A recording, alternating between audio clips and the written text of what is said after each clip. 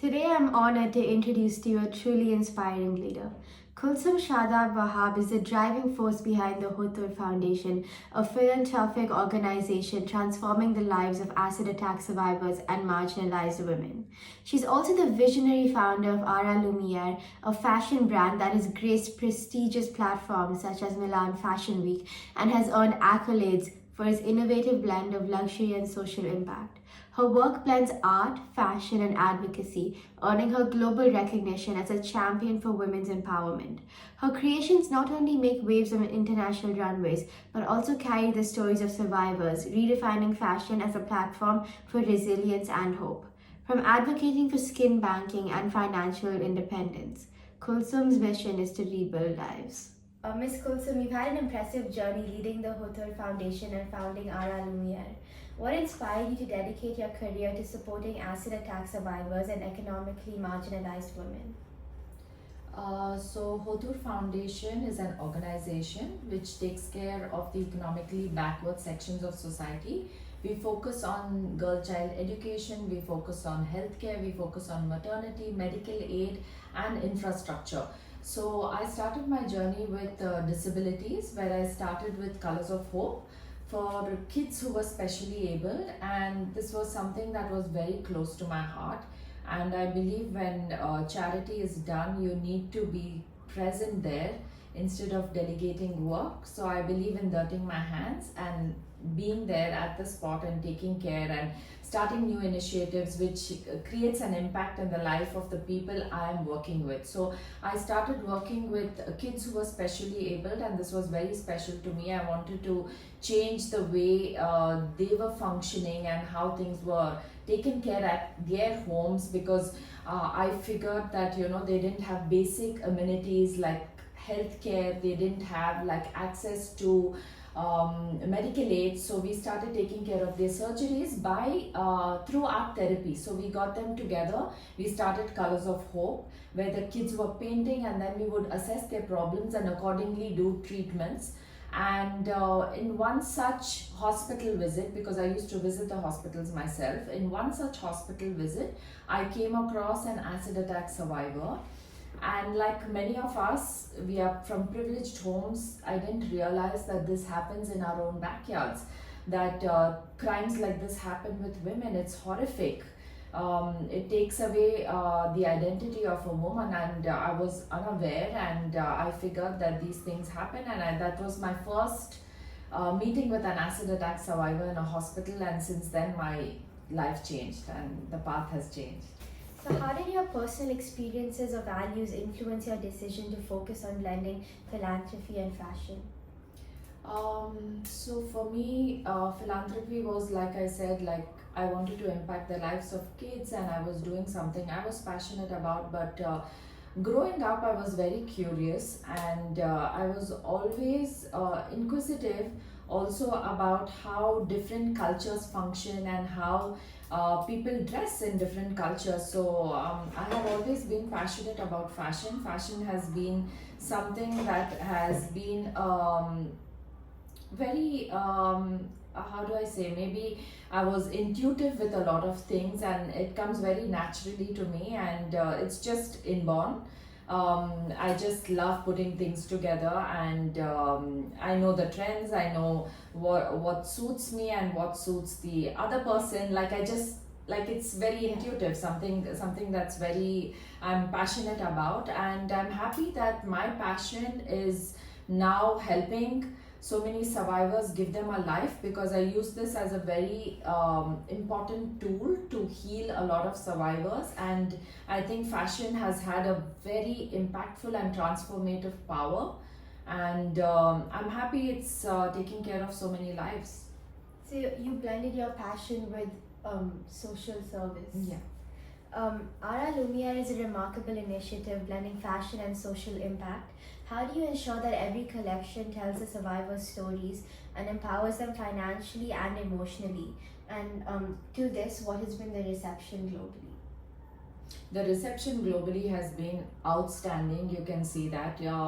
We started off with accessories, which is headgears, which the women were creating themselves, and that was the first showcase in Milan, and ever since they've received really big awards in Milan.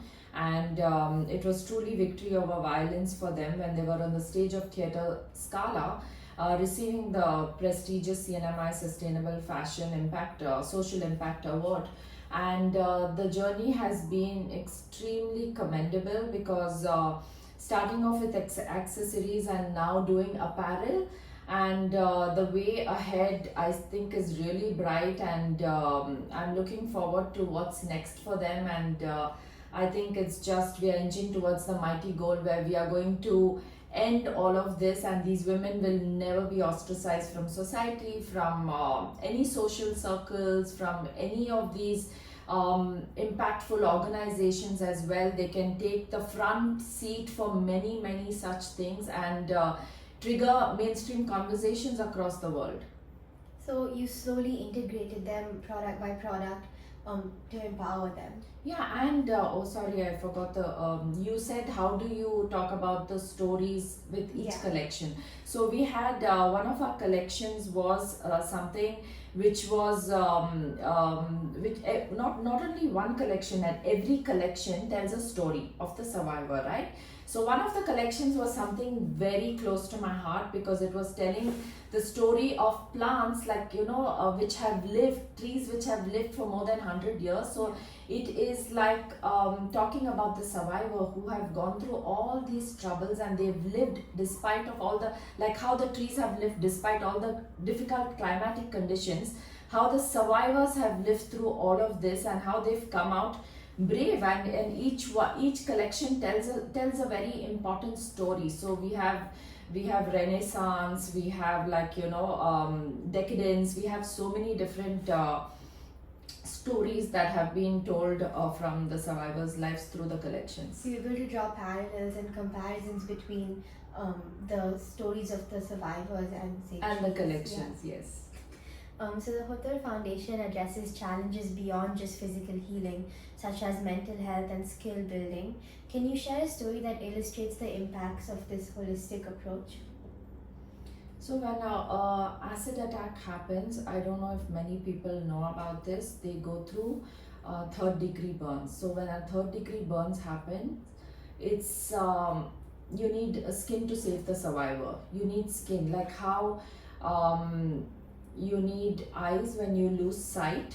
So you need skin to save the survivor, and they go through multiple surgeries. So each survivor needs a minimum of 6 to a maximum of something like 40 plus reconstructive surgery. So it's a very difficult process through it all, and it happens over a couple of years. So through these years, they need a lot of counseling, which is the most integral part of their surgeries. So when you look at surgeries, it's just taking care of them physically, right? But what we do with them with counseling and trauma addressing is which is most important, and this happens at different stages. We have great psychiatrists on board who are working on the women on deeper levels and taking care of them in every possible way, because they need to be mentally strong to face the next surgery or to face the next thing that's happening, and you need to keep them in the right spirit to make sure that they're fighting this and they don't give up midway. So it's not only about the mental, so not the physical difficulties that they face. It's mental as well, and also we build a group, a community of women where they come, share their stories, talk about each other, help their, and when I say taking care of the survivor, it's just not the survivor. We take care of the survivor in a way that is taken care completely. It's like a holistic, when I say holistic approach, it is talking about the whole family. We are talking about the whole family, from the children. We take care of the children, and how this. So when an acid attack happens, I was always curious to know why it happens and why did it start and what led to this. So it's mostly women who are going through a difficult time with their husbands who are not financially stable. So to give them a job, we make sure the husband is financially taken care, so we give them jobs. We take care of the children's education. So it's a 360-degree approach where we take care of everything at the foundation. So you give them a sense of belonging, let them know they're not Absolutely. alone, and help them in every way to ensure it doesn't happen again. And for me, I feel With a survivor, we are so invested with what we do with them, and I make sure I spend quality time with them, because all they need is love and attention. And if you spend that one afternoon or one evening having like a simple meal with them, or maybe just speaking to them, it's a whole lot of healing. It's everything for them. That's really impactful. Yeah. So skin banking is a lesser known but a vital solution that you've advocated for acid attack survivors. Can you explain its importance and how you're working to make it more accessible? Yeah. So I just mentioned to you that see, when a woman has a third degree burn, skin banking, it's what is very important. We not many people know about skin banking, because when I speak about skin banking, they're like, we've never heard of this. Yeah. Because see, you speak about organ donation. When you lose sight, you go to a bank and you get your eyes, right. There is like organ donation, that's eye donation, and you know how to access that, but people don't know that there is skin available. So when an acid attack happens, within 40 minutes of the attack, you can pledge your skin.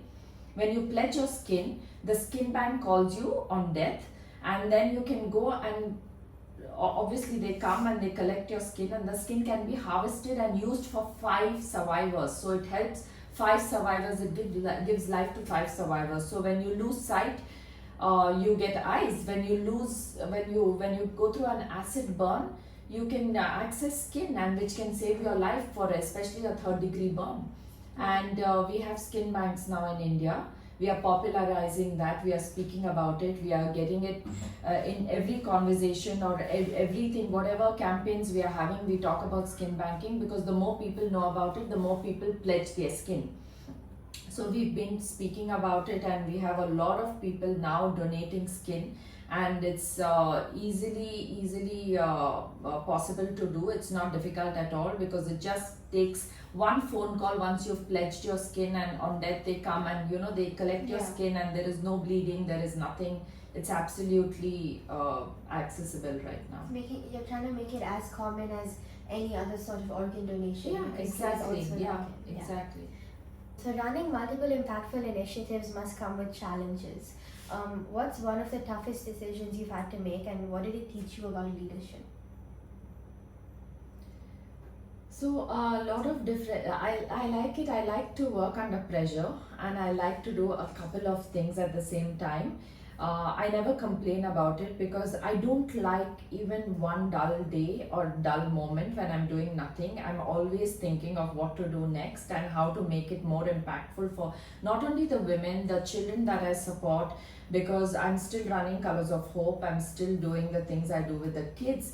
And then we are working with different communities. We are doing a hunger drive. We are doing different impactful programs for different organizations as well. I believe in collaboration. I believe in getting together with different organizations as well, because then your strength grows, right? When you collaborate, you just grow, and the communication is also much better. So I believe I take challenges in a very positive stride, and I feel like there's always something coming out of a challenge, and it just makes you stronger by the day, and it gives you a different insight and impact into something that you never realized in a comfortable moment.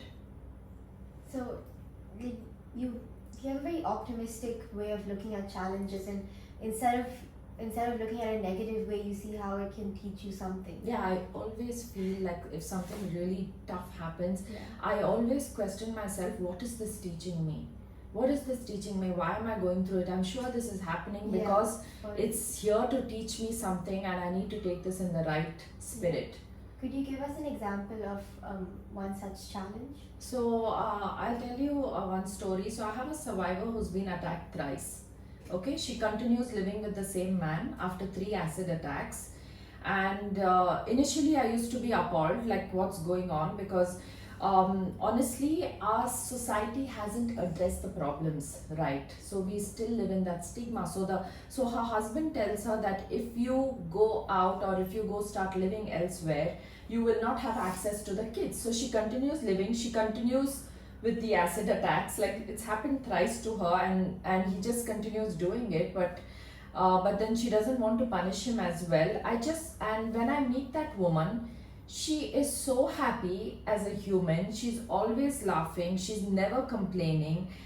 I just feel like, there is so much to learn from a woman full of resilience, because the kind of strength a woman can show at times, and once she is determined, nothing can stop her, even living there in despite the conditions. She continues living there. It's just for her children's sake. She does it. Not that she enjoys the acid attack. She still wants to go through that whole suffering and the misery, even though I can help her, just for her children's sake, because she wants to continue having that family bond. So I feel it's a great story of resilience, even though, it's something that I really don't approve of. I feel I learn every day from the survivors, because each one tells a different story. Each one has been through so much trauma. The kind of humane strength they show, my journey or anything that I have achieved pales in comparison to that. You've carved a niche in the fashion world, blending luxury and social impact. And how do you navigate the pressures and expectations of the fashion industry while staying true to your mission of empowering survivors?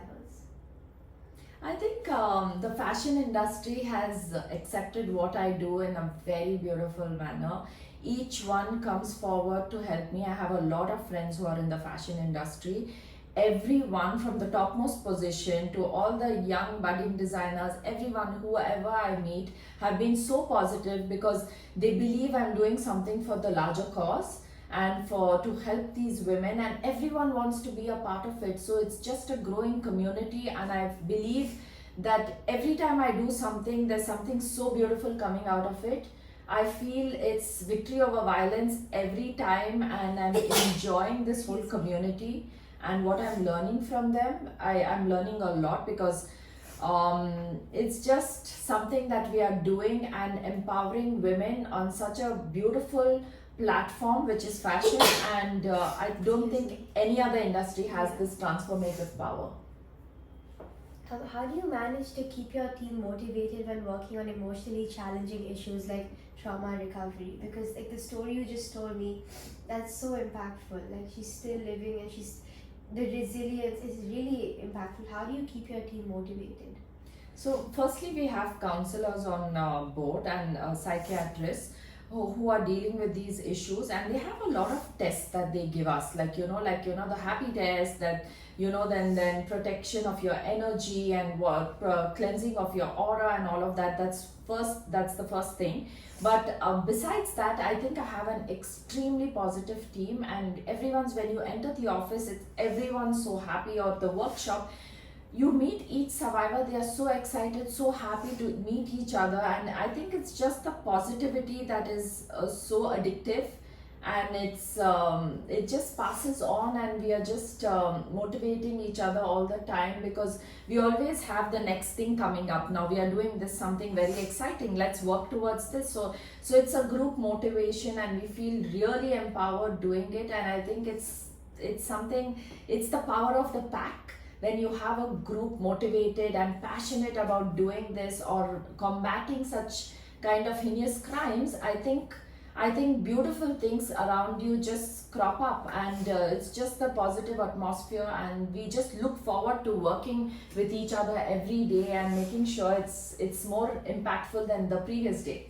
So it adds to your previous point about collaboration and how you bring each other up. Yeah, because Kahini, I always believe there are there are women who come up to me and tell me, not only survivors, there are some women who need medical help.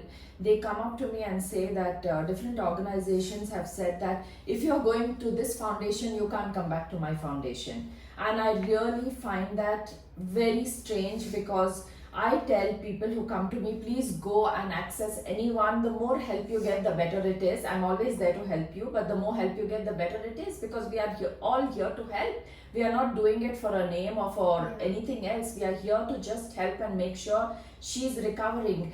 People need to know this. Even in schools, I've been speaking in a lot of schools. The reason I went to schools to speak is because I had an incident in front of my eyes. I had taken a survivor to get admission for her child. And then one of the mothers of the children there at school, she saw the survivor and she closed her child's eyes. And I was really appalled, like, why did she do that? But then later when I thought of it very deeply, I thought, it is because we have not addressed these issues on a deeper level. Not only they don't realize how hurt the survivors are, not only physically but even emotionally. They are going through a lot of trauma which they don't realize. So we need to address those issues. There's so many issues needed to be addressed. So I go to schools to speak and to speak to kids to make them understand that they are not born like this. They've gone through all of this and we need to stand for them. We cannot do this by, like telling the kids, oh, don't look at this woman because she looks scary after the attack. They need to be more compassionate towards them. Young kids, when you start early, is when they will have that compassion towards humanity, right? It needs to start at home. It needs to start early. Else they would never know. If you keep them closed, they will never know for a long time that this is what's happening around in the world. It's so important Yeah. to address these Issues that issues that were kept hidden for so long. For so long. Yeah, advocating about Yeah, it. absolutely. So as a change maker, who inspires you the most and why? I feel my survivors. They are rays of sunshine for me. I don't think anybody inspires me more. I learn something every day from them, and every day I go back. So I have this practice of having a gratitude journal, and I never fail to write that one line: thank you that I learned. Thank you, universe, for bringing me in this path. This is my calling, this is my mission, and I'm dedicated to it. And all I need is more strength to fight this harder, because I don't want to be helping another 15, another 20 acid attack survivors like every month. I never want to hear that there is an acid attack that happened. And whoever's existing, I want to make sure I build such a strong life for them that they never need to lean back on anybody. That's my whole thing. And more power to victory over violence. Thank you so much for being here with us today. It was such a pleasure. It was so interesting learning about how you're trying to make a genuine impact. Not just, it's not a competition, you're genuinely trying to help the acid attack women. And I think the cause that you've chosen is so unique, and it's really needed. And the reason I chose it, Kahini, it was nothing that I chose. It just happened because I came across this survivor, and there was something in me that, I was very restless, and things just changed. My path changed. And I just believe for every woman, not only for a woman, for a human being, your identity is most important. So when I met these women, when you see their ID cards and when you see them before and after, you can't recognize them. You just can't recognize them. So I felt like, that's the most important thing for a human being. What else is more important? I'm not saying one cause is greater than the other, that cancer doesn't need help, or, disabilities don't need, they all need help, but there is nothing worse than losing an identity. So I just feel like I'm putting all of me, everything I could, all my privilege, everything possible to just fight this and fight for victory over violence. That's really impactful. Thank you so much for being Thank here. you for having me, Kahini.